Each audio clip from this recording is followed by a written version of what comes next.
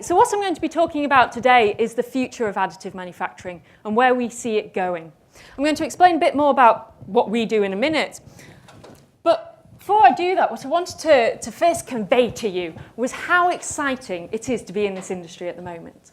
I'm sure all of you are familiar with these graphs. My name's on a few of them, so I have to take some of the blame for it. But the industry is growing, and there can't be any doubt about that. We've got so many exciting examples of where the technology is being used at the moment, and we'll all be familiar with many of these pictures. Things like printed dental aligners or printed hearing aids are really becoming commonplace. I did a study a few years ago that said 12.5 million hearing aids are printed every year. I don't know whether that figure still stands, but I'm sure it's gone up since then. 80 million dental liners are printed every year. And again, those figures are just growing, which is great news. The processes that we've got are well established. They're being used by industries that have high standards and that need to meet certain quality controls. So our powder bed processes are a lot more robust than they were 5, 6, 7 years ago. And we're seeing a lot more use of the technology. And this is all super, and it's really exciting, and we should all be excited to be part of it. But that's not what I'm going to be talking about today. Today we're going to be talking about what we do at Additive Scientific and what I consider to be really interesting as well. And this is the stuff that it doesn't even feature on the graphs yet. It's so minute. There is no money in it yet, but hopefully there will be. So the stuff I'm going to convey today, you're not going to see in the trade shows for at least 5 years, possibly 10, sometimes even longer than that. But we still consider it to be so exciting that we're investing our own money in it. So the thing that I'm really going to focus on is blobs. Lots and lots of blobs, and I'm going to show you lots of blobs. And they might not seem that exciting, but for us, this is a big step forwards. So today we're going to see blobs, and a few more blobs. This is our world. It's research, it's academic, and generally it tends to be very small. When we think of 3D printing, naturally we think of 3D, we think of going upwards. The stuff that we do typically stays in the 2D, 2.5D at best. But that's because what we're trying to do is prove principles that can then be translated into industry and that you guys will see in the next few years. Just for a bit of context, we're a spin out of the University of Nottingham, which means we've got a long history in additive manufacturing. Some of you might know that the University of Nottingham actually formed the world's first rapid prototyping research group back in the 1990s. And if you've ever had anything to do with 3D printing, you've probably seen the little castle. Well, the castle is the University of Nottingham's research group's logo, and it came out of the group in the 1990s. So we've got a bit of history. We moved around the East Midlands before settling back at the University of Nottingham, and in 2015 we formed a spin-out. The idea was to provide companies with access to the technology and the kit and the knowledge that we've got that they wouldn't be able to access otherwise because it's just too far away from market. So we get involved in lots of projects. We do things like design services, whether that's topology optimization or integration of lattices. We'll do a lot of material innovation and process development, and that's what I'm going to talk to you today about mainly. We do training and strategy, so if you want to understand how additive is going to fit within your business or you want to upskill your engineers, that's ultimately what we come from as a university, so we can help with that. And we do software development too, and we actually have a couple of our software engineers in the audience today, so if you want to catch them afterwards to have a conversation with them, I'm sure they'll be delighted to. I'm not a software person, so try to keep the questions to me a little easier. We have a core team that spans the different disciplines of additive that we get involved in. So whether that's polymer jetting or metal powder research or software development, we have a core team of engineers that we can draw on to deliver those projects for our customers. We also employ people through the university as well, which means that we can really tap into skills as and when we need them, which gives us really unparalleled capability. What I wanted to talk to you about today, because I can't tell you about the commercial projects that we do, is the projects that we get involved in, the stuff that we consider to be strategic to our business and that we think is the future. This isn't me crystal ball gazing. This isn't I was hoping someone will chuck in VC money at some point. This is us putting in our own money to deliver projects that we genuinely believe in. So I'm going to take you through some of those. So the first one that we see on the horizon and the need that we think has to be addressed is what I've termed impossible materials. Anyone who's involved in additive manufacturing will know that one of the major limitations is the amount of materials that are available to you. And we're really trying to address that with some of the research that we're doing. So I put this up on the screen because I thought this was the perfect AM product. For anyone who doesn't know, it's a microfluidic device. It's incredibly complex in terms of its geometry. It can be quite high value. It can be manufactured in only very small unit quantities. However, there are some problems if you try and print it. Whilst you can print microfluidics and you'll get reasonable results, you're quite limited in the materials that you'll be offered if you want to do this. If you want something nice and clear, you'll be offered things like Acura or Vero or Duraform, these kind of trademark names. But they're not necessarily engineering polymers. If you want to print a microfluidic, you're going to want it in the material that you make microfluidics from, which is PDMS. And you can't print PDMS with conventional AM technologies. So what we've done is really develop technology that can allow the manufacture of products from materials that can't be processed using kind of our conventional AM processes. This is reactive inkjet printing, and this project was actually developed by one of our researchers, Craig. The idea here is that PDMS is a very high viscosity fluid, if you want to try and print it out of an inkjet head. It's in the tens of pascals. And generally, when you're inkjet printing, you're at maybe 30 centipoise, which is kind of thousandth of a pascal. So it's not going to come out of the print head. So what we do is instead of trying to print that very high viscosity fluid, we print its monomers and we react them in situ on the substrate, allowing us to create actual PDMS where we want it. And as you can see from these lovely blobs, it's worked quite nicely. Now, where this starts to get really exciting, and where as design people, I hope you start to get excited, is that we can start to combine multi-material then. So instead of just jetting monomer A and monomer B, we could have monomer A, monomer B, and a conductive silver nanoparticle ink or something. And that's where we get into printed electronics. So printed electronics is a big research area for us, and that uses the technology, the inkjet technology that I've just described. Some of you might have seen printed electronics in the AM space. It makes the news quite frequently, and it's relatively easy to do. She says, I don't do it, but my team say it's relatively easy to do. So we can do things like this. We can print strain gauges, where you print a conductive track in 3D. This is different from kind of standard PCBs, where it is 2D, and you might have vias, but they're connected. This is 3D through a product.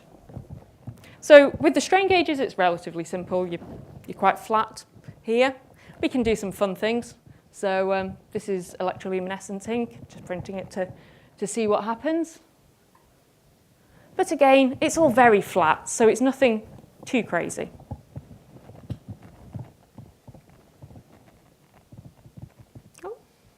We can then start to build up.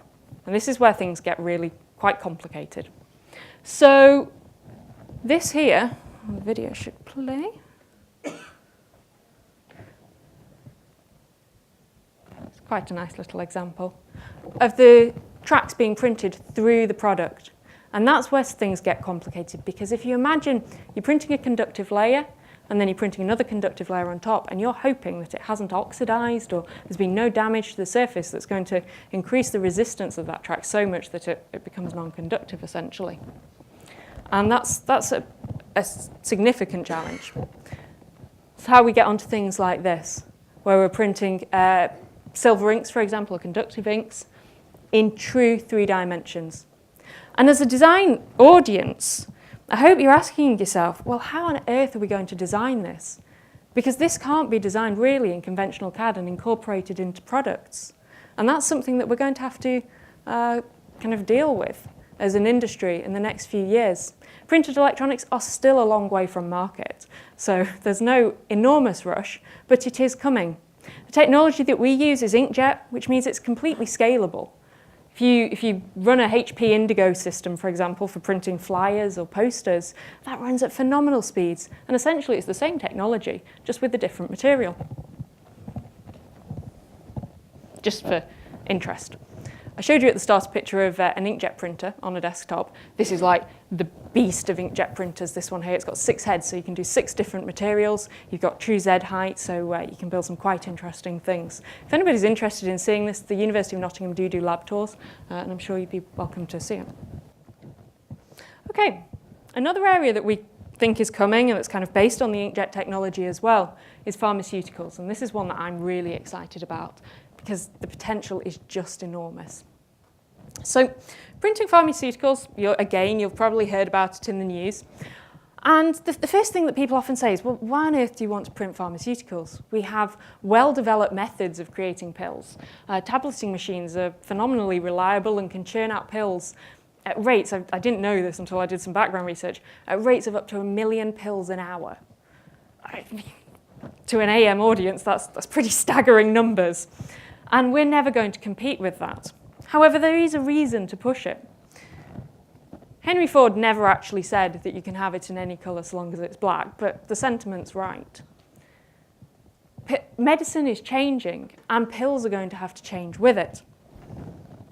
As we move into a future which involves personalised medicine, where your treatment regime is tailored to your genome, we're going to have different ways of making those pills, because they're going to have to be tailored to what you need, or they're going to have to be made in much smaller quantities than they do at present. And this brings into play some really exciting opportunities. We're also seeing new drug regimes, things like polypills being brought out. So polypills are an exciting opportunity. They've yet to receive real approval. The FDA is still kind of pushing back on them. But the idea is that you can combine multiple drugs into a single dosage, and this reduces the pill burden on the patient and therefore increases compliance.